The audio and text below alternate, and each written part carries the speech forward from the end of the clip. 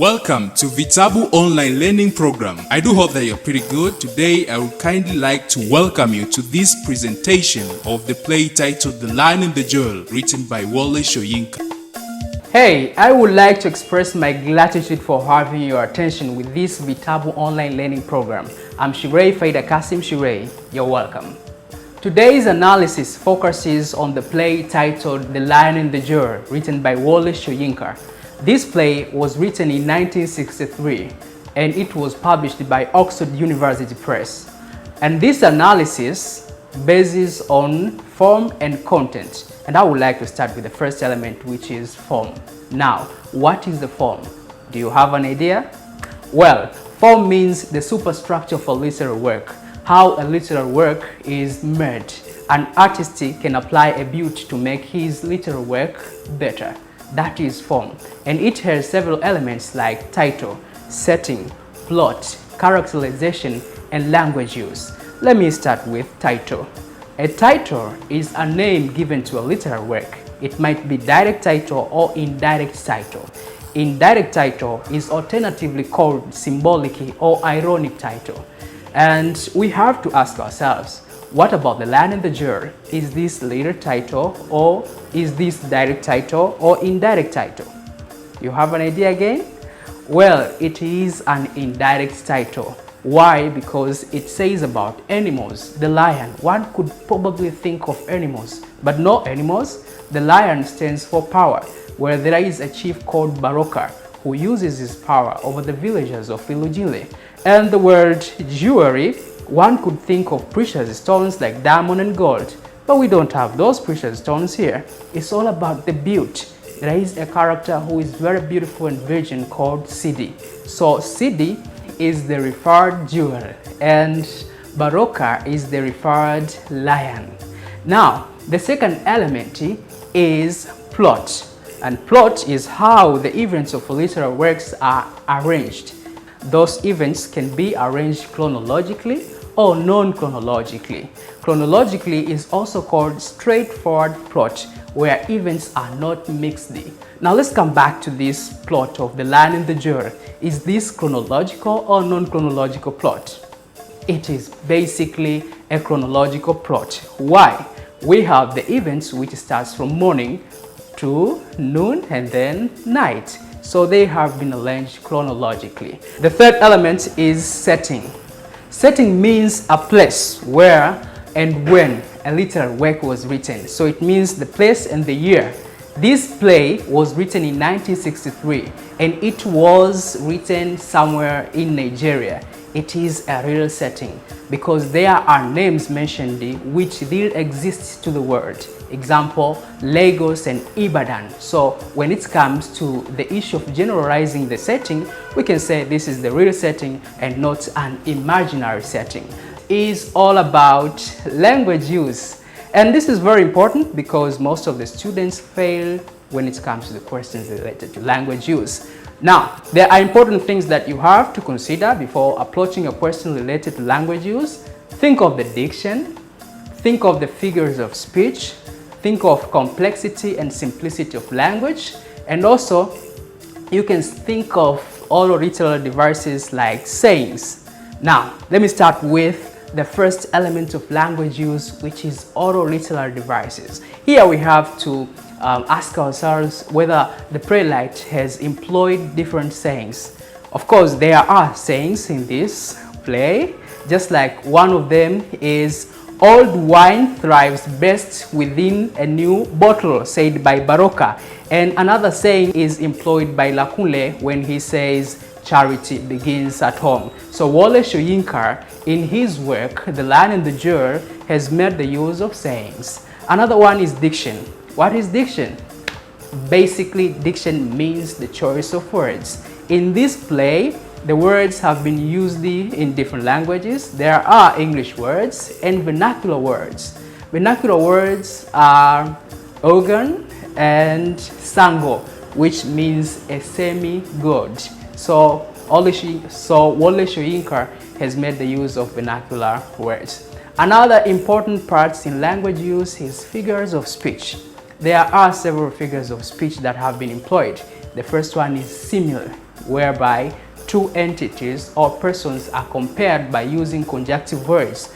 Example of those conjunctive words are like, as, such, resemble, seems. So whenever you see the comparison involves one of the mentioned words, it means that is simile. Now, there is a simile spoken by Lakunle when he tells Sidi, as stubborn as an illiterate goat. Sidi's mind is compared to as an illiterate goat. That is the simile. Another one is personification, whereby non-human creatures or non-human things are given human abilities. In this play, Lakunle says, my love will open your mind. In actual sense, love cannot open something. So the ability that is given to love to open something, that is personification. The other one is symbolism, whereby entities refers to something else. There are words that have been used symbolically. The lion, that symbolizes power, and the jewel, which symbolizes beauty, because there is a virgin girl and beautiful girl in the village of Ilunjunle. The last one, but not least, is hyperbole. Hyperbole means to say something more serious than it actually is. For example, Sidi tells Lakunle that the whole world knows of madman of Ilunjunle who calls himself a teacher. So that was a little bit of exaggerations, which is referred to as hyperbole. Now the last part is complexity and simplicity of language. What do you think about this? Is language simple or complex? Please go and find the text, read it by your own, spare some time, and tell us, what do you think? Do you understand it well, or you fail? You come across with a lot of difficulties. Then you can say whether language is simple or complex. Thank you very much for being together with me. Now let's catch one another in the second element, which is content. You're welcome. The word content in literature means what is comprised in a literary work. It has other divisions. It has other small divisions like theme, message, and relevance. Now, the question comes again, what is a theme? What do you understand when somebody says the term theme? The dominant idea an artist has to the audience. And in this play, there are several themes that one can come up after reading a literary work. For example, the first one is protest, whereby Sidi is seen to go against Lakunle over the act of paying the bride price. The other one is betrayal. Lakunle, who is the school teacher, betrays his culture. He even insults the traditional ways of dancing. So that is betrayal. The other one is cultural interference. We see here two cultures meet and come into collides. Western culture presented by Lakunle and African culture presented by Sidi, Baroka, and Sadiku. Now, Lakunle wants to introduce Western styles of dancing, kissing. He wants the girls to have their lips red, so you can see they all come in conflict. And then the other theme is irresponsibility. The teacher abandons the class and goes to Sidi. You see, he abandons the class and follows Sidi, who is the virgin girl. So it means instead of teaching, he follows a girl somewhere else. So this is to be irresponsible with what he supposes to do. The other theme is ignorance. Sadiku is said to be at the age of 70, but she doesn't know how to read and write. So you can just imagine how ignorance is there. The other one is love. Love is expressed by Sidi and Lakunle. They all seen in strong feelings. So that is love. Another important two terms that I want you to understand in this play is the issue of position of a woman in a society and conflict. Position of a woman, which means how a woman is portrayed, how a woman is shown. So a woman can be shown in different ways by an artist. What about the playwright who is Wole Soyinka? How is he shown women in the society? Women have been shown in different ways. First of all, a woman has been portrayed as the person who is very ignorant. It means she doesn't know how to read and write at the age of 70. So a woman is not educated. Secondly, a woman is very arrogant. Sidi speaks boastful to Lakunle because of her beauty. She looks at her breast, her color, skin, whatever. So it means a woman is very arrogant and talking boastful to others. The other one is that a woman is portrayed as an instrument of pleasure. It means Baroka uses Ailatu as an instrument of pleasure, as Ailatu is seen to pluck the armpit hair of the chief, something that can be done by the chief himself. So a woman is portrayed in different ways. The last one, but not least, is about a woman being so powerless. And it means she is not capable of speaking before a man. A man has the final say. Like in this play, Sadiku is ordered to go and collect brides for Chief Baroka without saying anything. She can't protest because Baroka is very powerful. So it means a woman is speechless and powerless, as shown by Sadiku. Okay, now let us learn about conflict. Conflict means misunderstanding between two characters.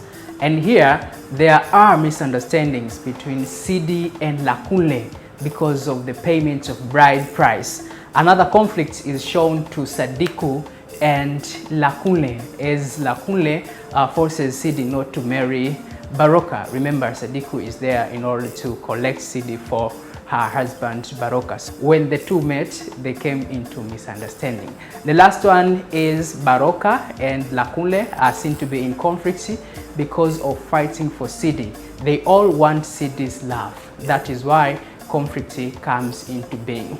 Another part that I want you to understand this time is about message. Now you should ask yourself, what is message? The term message in literature means what is learned.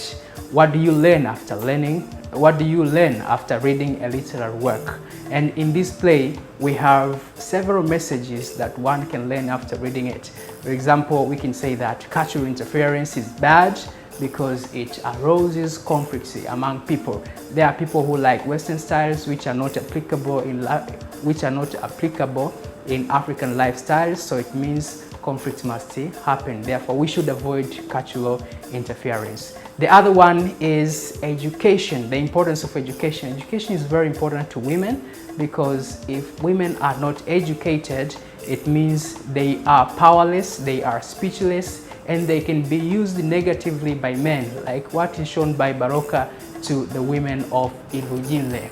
And the last one is love can sometimes be bad, especially when people do not have something in common. In this play, Baroka and Lakunle are not in the same track because of love. They are all fight for Sidi. So sometimes love can be the source of conflicts, can cause disunity, and therefore we should be very careful when it comes to love.